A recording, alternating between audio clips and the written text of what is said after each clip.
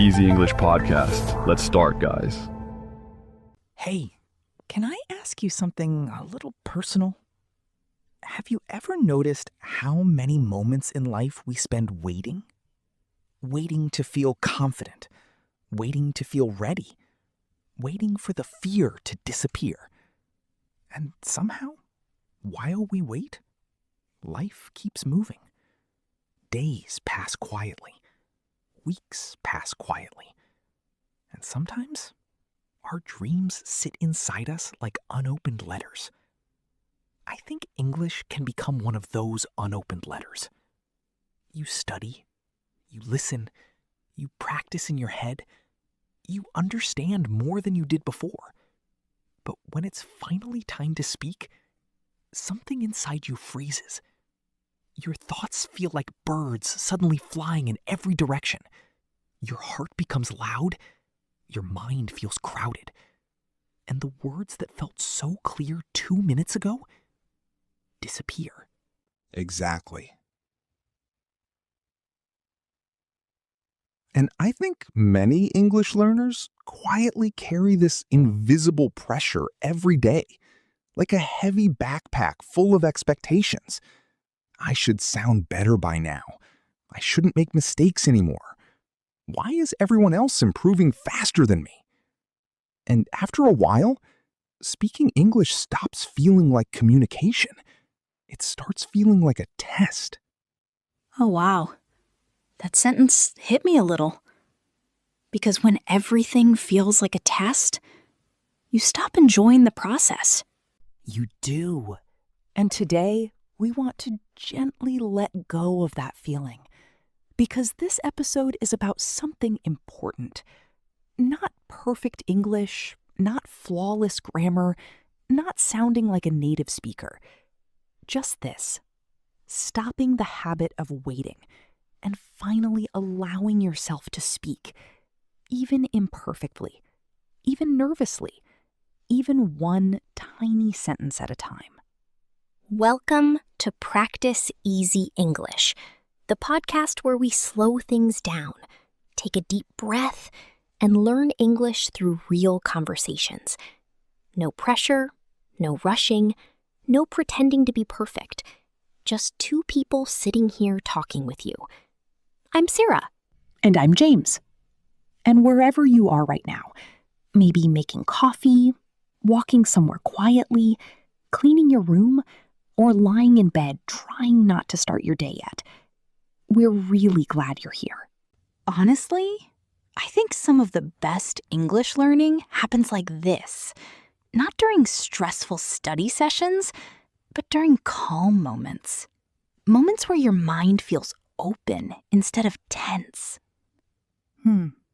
Like sitting near a window while it rains outside.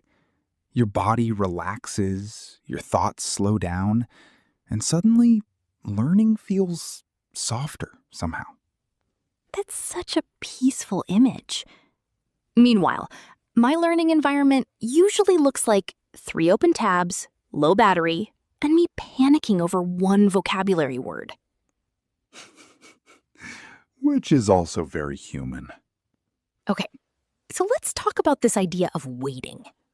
Why do you think so many people wait before they start speaking English? I think it comes from fear. But not only fear of mistakes, I think it's fear of being seen struggling. Because when you speak another language, you can't fully hide anymore. Your pauses become visible. Your uncertainty becomes visible.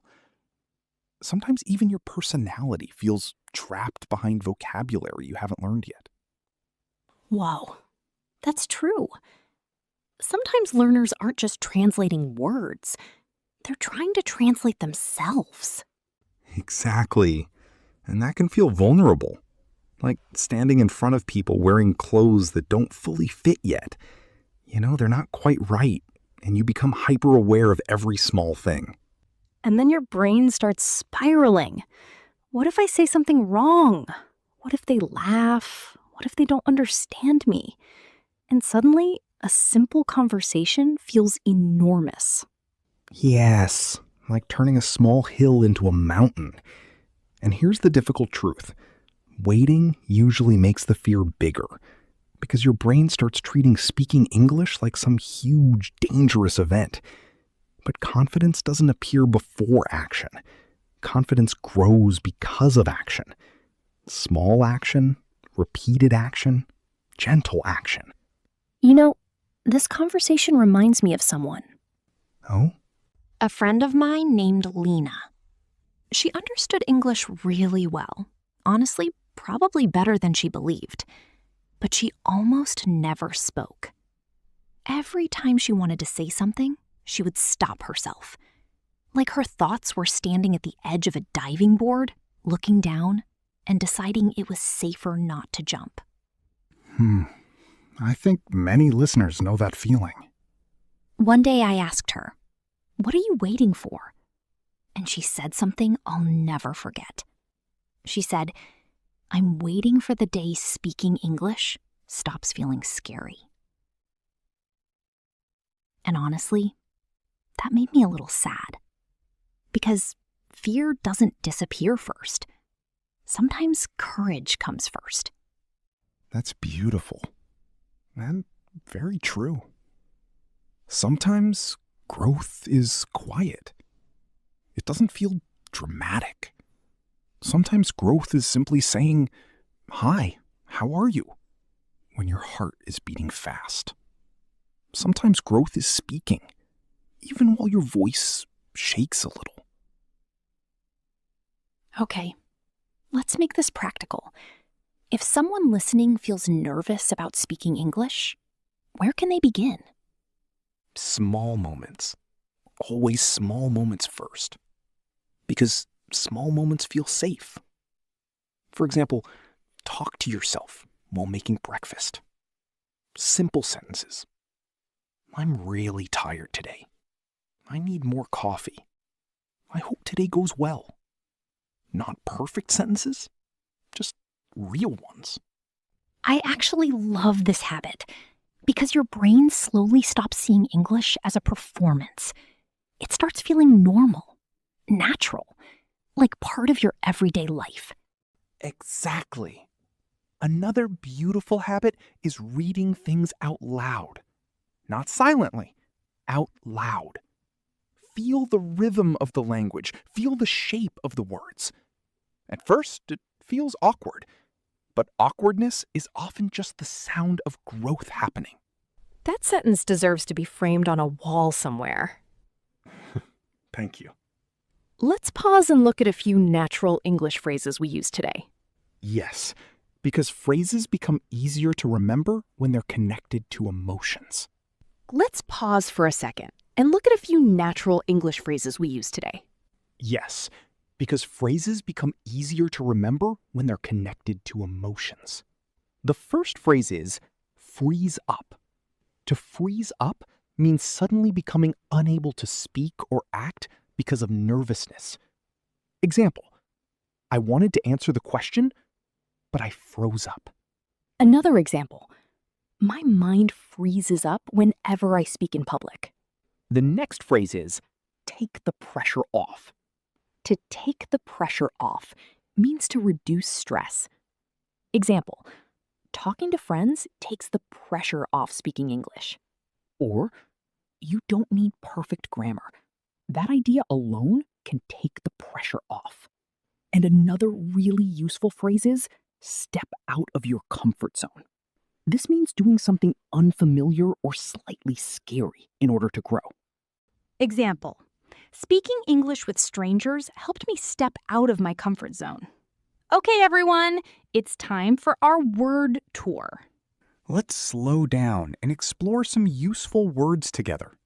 Okay, everyone, it's time for our word tour. Word 1, vulnerable. Vulnerable. When you feel vulnerable, you feel emotionally open or exposed. Let's say it slowly together. Vol, ner, bull. Vulnerable. Example 1. I feel vulnerable when speaking English in front of new people. Example 2. She shared her feelings honestly and vulnerably. Word 2. Courage. Courage. Courage means doing something even when fear is still there. Example 1. It takes courage to speak a new language. Example 2. He finally found the courage to ask for help. And word 3. Overwhelmed. Overwhelmed. When too many emotions or thoughts hit you at once. Example 1. I felt overwhelmed during the conversation. Example 2. Sometimes studying too much can feel overwhelming. So, if you've been waiting for the perfect moment to start speaking English, maybe this is your reminder that perfection was never the goal. Connection is the goal. Confidence is built slowly, and your voice deserves space long before it becomes perfect.